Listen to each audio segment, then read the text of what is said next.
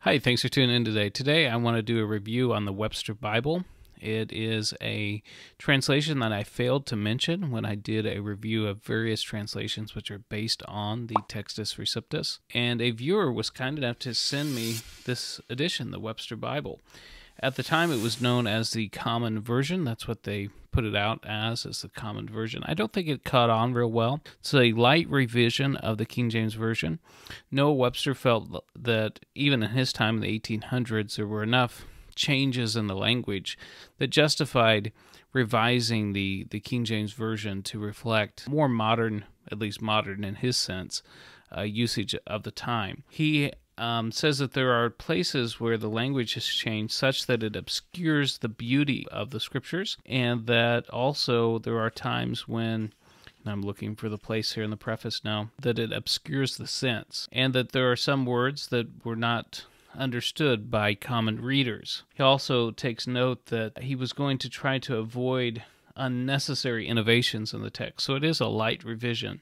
He gives us three major changes that he made, three kinds of changes that he made. I think it would be an overstatement to say that these are major changes. But he did substitute words and phrases that have kind of fallen out of use at that time. He corrects some of the grammar.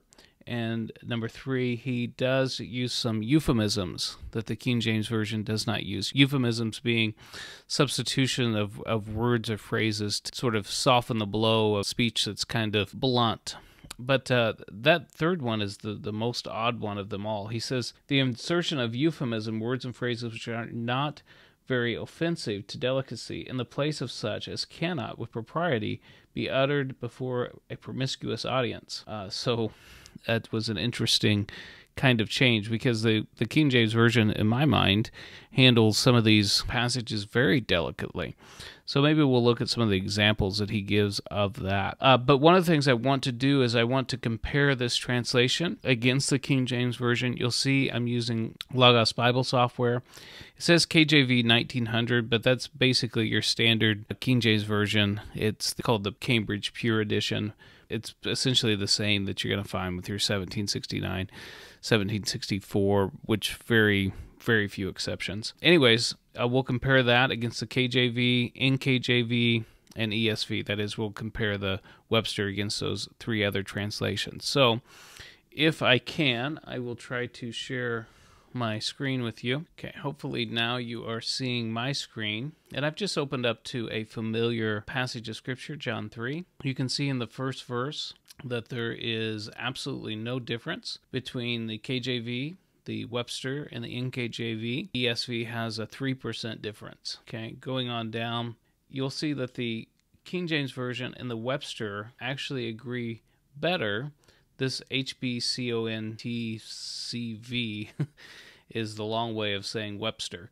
But anyways, it is indeed the Holy Bible containing Old and New Testaments in the Common Version by Noah Webster. So that's a long edition of it. But you'll see that the KJV and the Webster actually agree more than the KJV and the NKJV. Same thing, you get into some of these other verses. Verse 3, the only difference between the KJV and the Webster Bible is a change from unto to to. Not a lot of difference. So you'll see that this is indeed a very light revision from the KJV.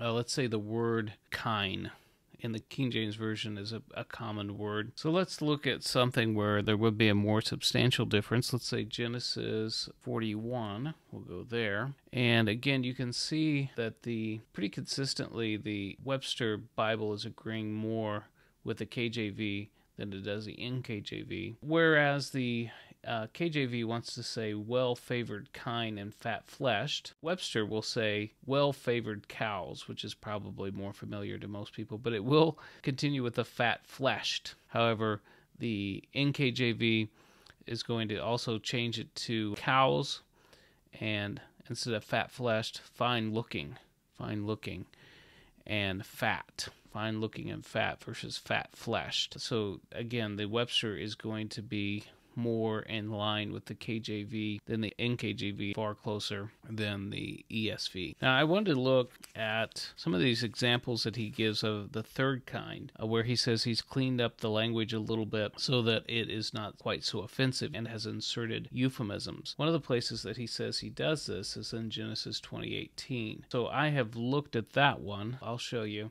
the change that he made. But some of these I haven't, so we'll randomly look up a couple more that he gives to see what he's talking about. But apparently this would have been one that he regarded as perhaps offensive to people. For the Lord had fast closed up all the wombs. So somehow that was supposed to be offensive. I'm not sure how that would be any more offensive than had made barren all the females, unless he just thinks the word womb is offensive. I don't know. So let's take a random one. Job 3:10. He's changed and we give a euphemism so that it's not as offensive to, as he says, a promiscuous audience. So yeah, KJV says, because it shut not up the doors of my mother's womb, nor hid sorrow from mine eyes. Okay, so he has, because it prevented not birth, nor hid sorrow from my eyes. I'm assuming that word womb is just, he finds that word offensive or something. I'm not sure. Let's take a look at John 11:39. That's another example that he gives. John 11:39. Take a look at that. Okay, John 11:39. Okay, all right. This is the example he gives. Jesus said, take ye away the stone. Martha, the sister of him that was dead, saith unto him, Lord, by this time he stinketh. Okay, the NKJV has there is a stench. The ESV has there will be an odor. And the Webster edition wants to say his body is offensive. Now, I'm going to tell you that bringing out the idea that he stank, that he had a smell, is more in line with the Greek than his body is offensive. So, anyways, for whatever that's worth, I'll look at one more, Isaiah 36:12, and we'll see what he did with Isaiah 36:12. Okay. All right, now I can understand how people might think this is offensive. It talks about that they may eat their own dung. Okay, so he's changed that to devour their vilest excretions. Okay, all right. NKJV has that waste. ESV has kept that with dung. Okay, yeah. It looks like he's totally, unless I'm missing this, he's totally omitted the idea of them drinking their own urine. He's taken that out altogether and hasn't really given us a substitution for that. So that's interesting. I could see how people might find that offensive, but it's in the Bible, so I think we need to leave it as it is. I don't want to become more holy than the Bible. Okay, let's look at Ephesians 5:5. All right. Okay, whoremonger. All right, there you go.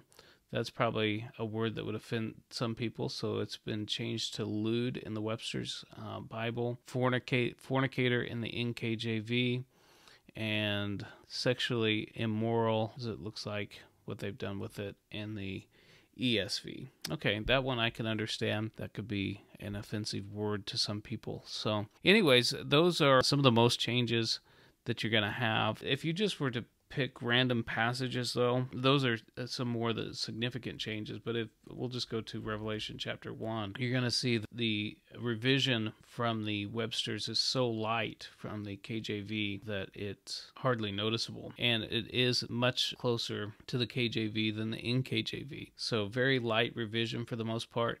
Few oddities, I would say, when he's trying to be very careful in his language, which I think he had good motives for that, but I think maybe in a couple places he maybe overdid that just a little bit. So would this be something that you would like to get? Should you get this edition?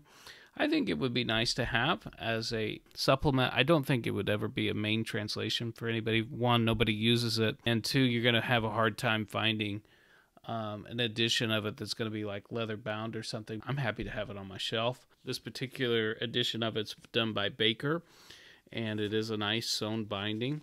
This is my large KJV wide margin Bible, but you can kind of see they're kind of comparable in size. This one's fairly thick. It's heavy, but for a supplement, a supplemental translation, I think it's for the most part pretty good. It does have, again, some things that I think are a little odd, but that may be more indicative of the time that Noah Webster was living in.